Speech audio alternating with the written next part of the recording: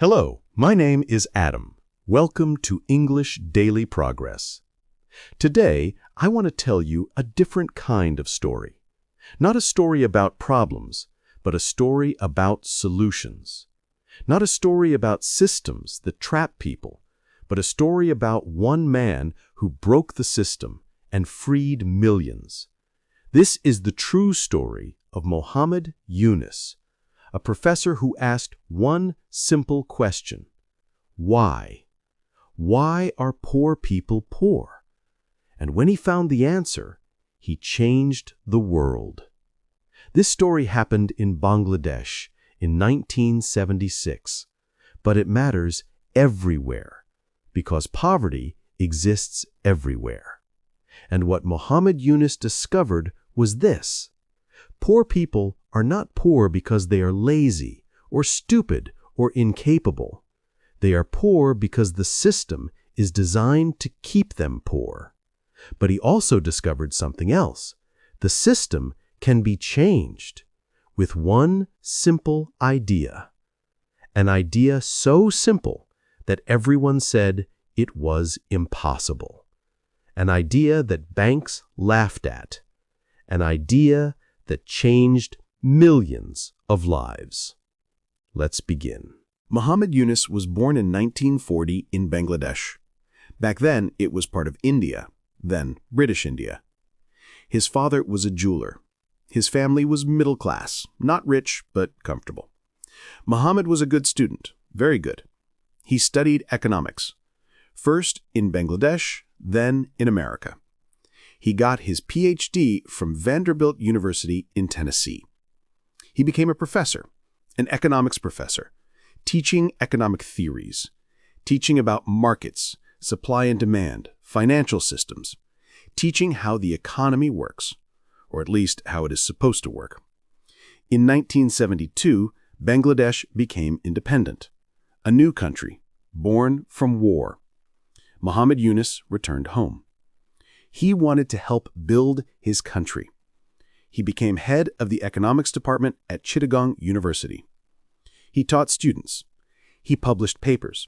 He did what professors do. He lived in the comfortable world of academia, teaching theories about poverty, writing papers about economic development, discussing solutions in classrooms. But outside the university, real poverty was everywhere. Not theoretical poverty, real poverty. People starving, children dying, families with nothing. And in 1974, something happened that changed Muhammad Yunus forever. In 1974, Bangladesh faced a terrible famine. A famine means widespread hunger, not enough food, people starving to death. This famine killed between 1 and 1.5 million people. 1.5 million dead from hunger. In a country that grew rice. In a country with land. In a country with farmers. How? Because of politics, corruption, floods, and a system that did not care about poor people. Muhammad Yunus saw this. He saw people dying in the streets. He saw children with empty eyes. He saw mothers who could not feed their babies. And he was teaching economic theories in a classroom. Theories about how markets work. Theories about development. Theories that did nothing for the dying people outside.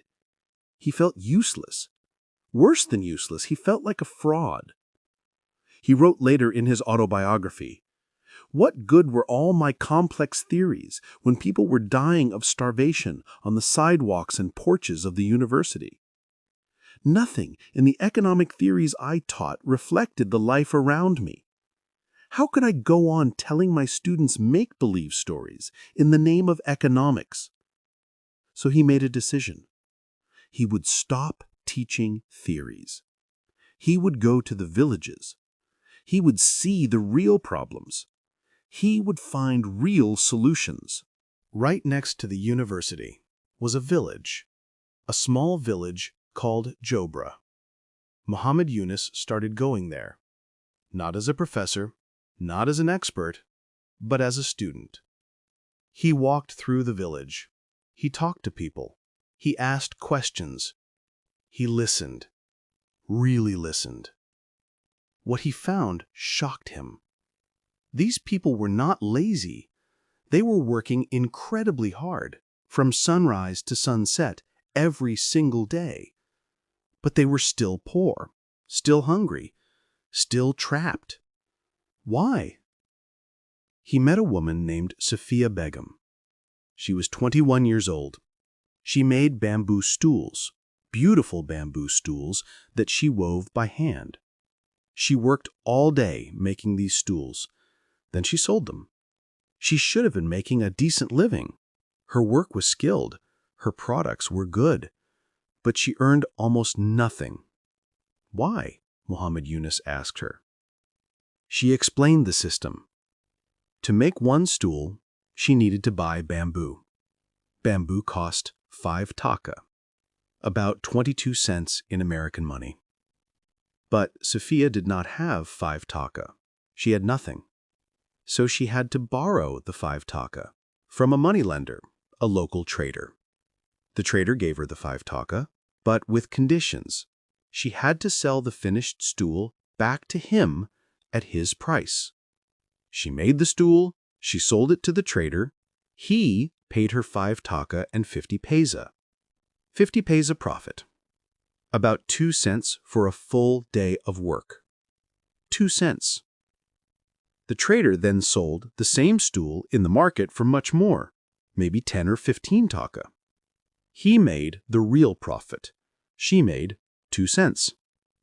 Muhammad Yunus could not believe it. Why do you accept this? Sophia looked at him with tired eyes. What choice do I have? I have no money to buy bamboo myself. No one will lend to me. The banks will not even talk to me. So I borrow from the trader. Or I do not work at all. Or I starve. And in that moment, Muhammad Yunus understood. The problem was not that Sophia was poor because she did not work. She was poor because she had no capital, no starting money.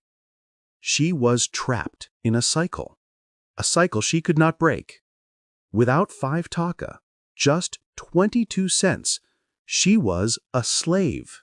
Muhammad Yunus was disturbed, very disturbed. He asked his students to help him.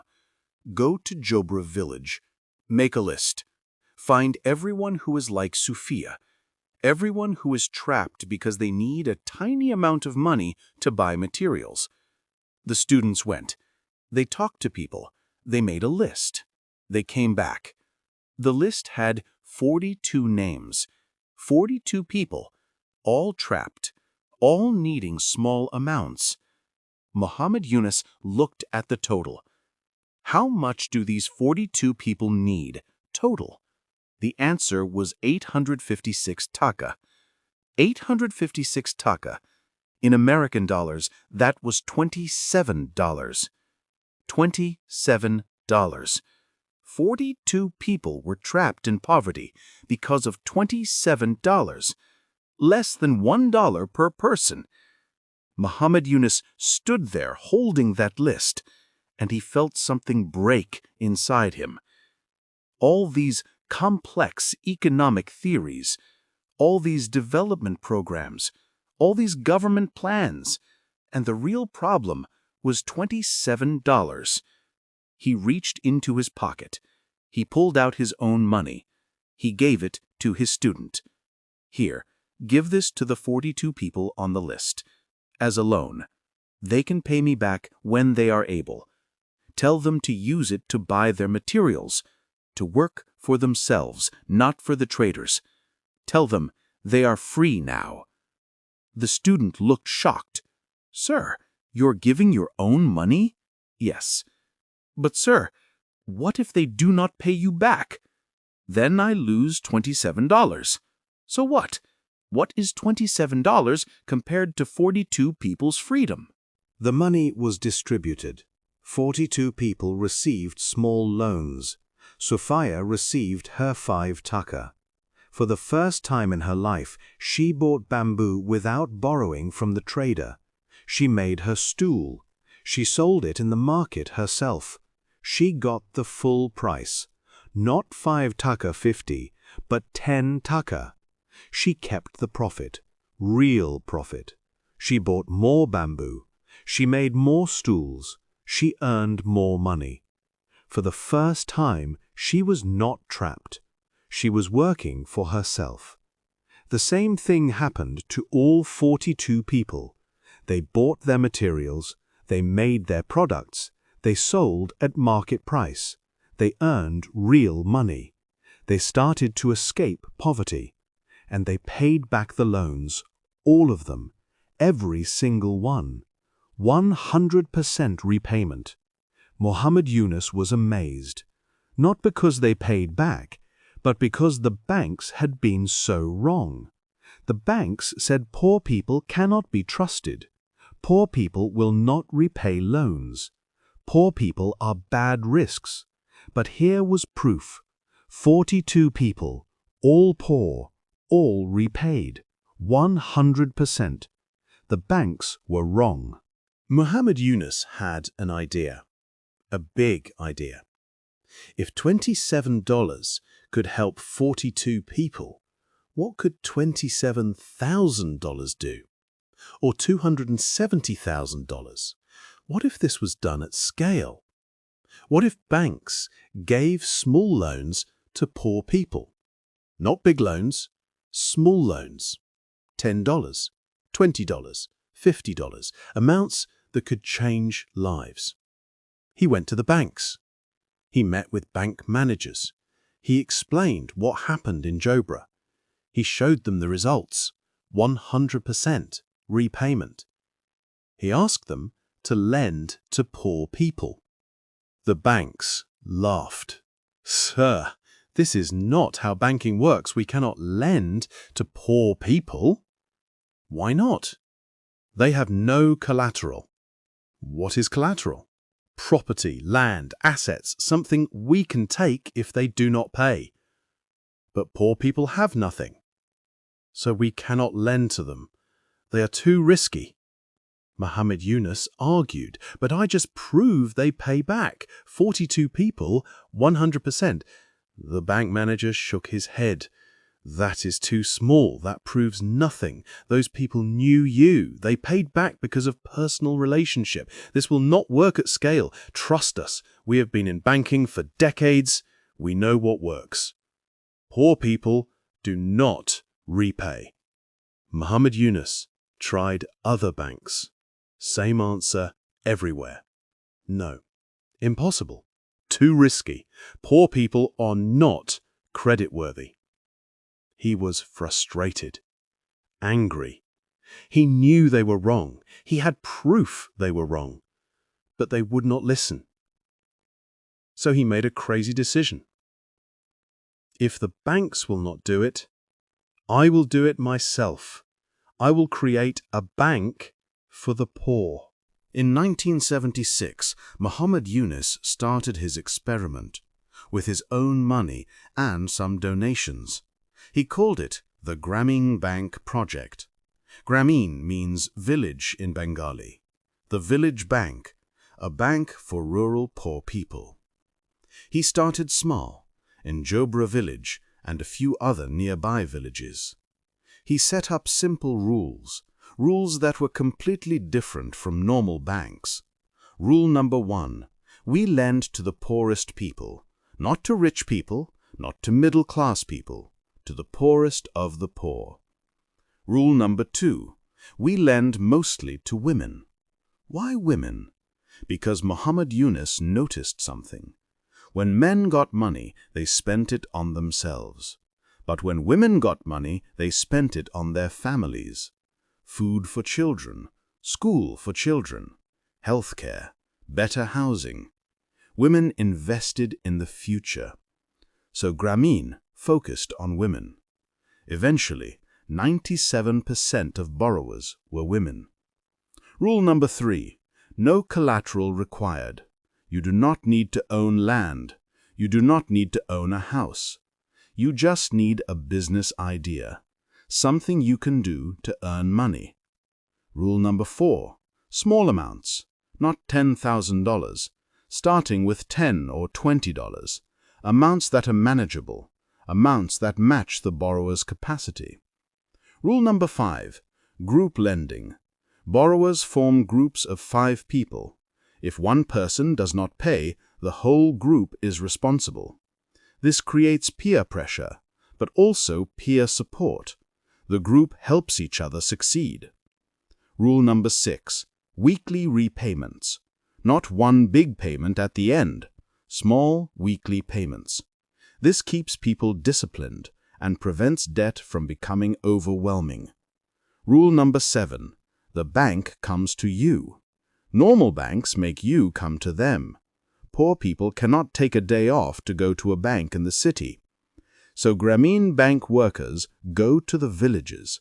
They meet people where they are. These rules were revolutionary. Everything was backwards from normal banking.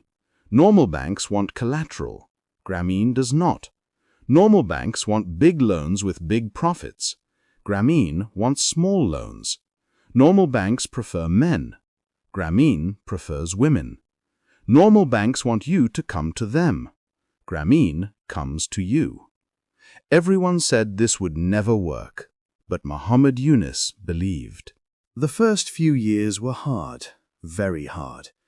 Muhammad Yunus faced constant criticism from other professors, from bankers, from economists, from government officials. They all said the same thing. This is naive. This is idealistic. This will fail. Poor people will take the money and run. You will lose everything. But the results told a different story. The repayment rate was over 95%, higher than normal banks, much higher. The women who received loans changed their lives. A woman who borrowed $20 to buy a cow. She sold milk. She earned money. She bought another cow. She sent her children to school. A woman who borrowed $30 to buy a sewing machine. She made clothes. She earned money. She repaired her house. She saved money. A woman who borrowed $15 to buy chickens. She sold eggs. She earned money. She started a small farm. She hired her neighbors. Story after story. Success after success. Small amounts, big changes. And they all paid back. The group system worked. Women supported each other, encouraged each other, helped each other. If one woman had a problem, the others helped. If one woman could not pay this week, the group covered her, and she paid them back later. It was not just banking, it was community. It was solidarity. It was proof that poor people are trustworthy, capable, responsible. They just needed a chance. Word spread. More and more villages wanted Grameen. By 1983, the project had grown so much that Muhammad Yunus made it official.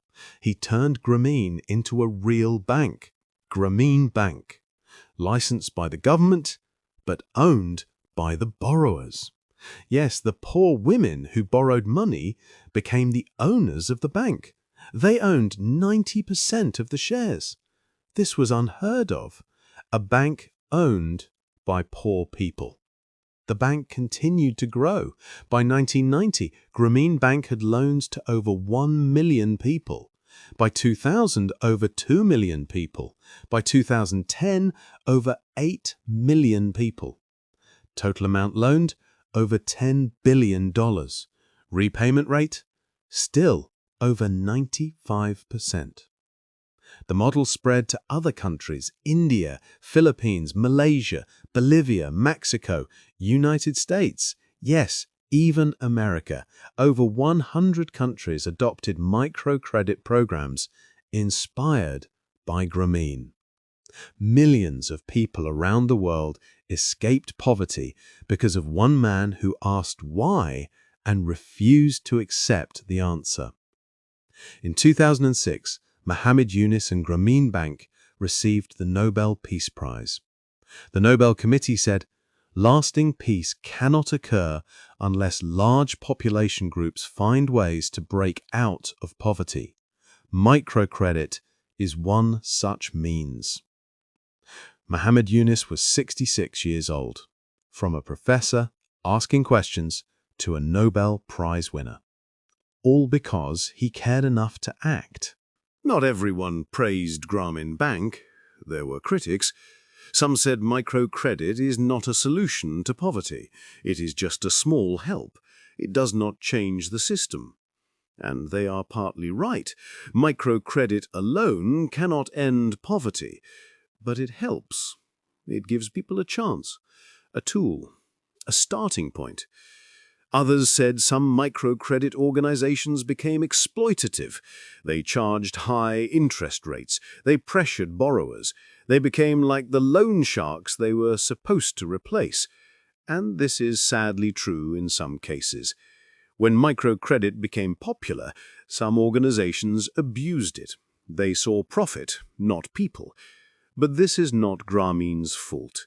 This is the fault of people who copied the model without copying the values.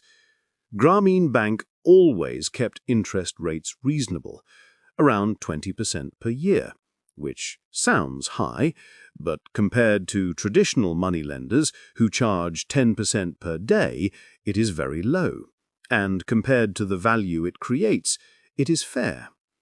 Others criticized the focus on women, saying it created family tensions.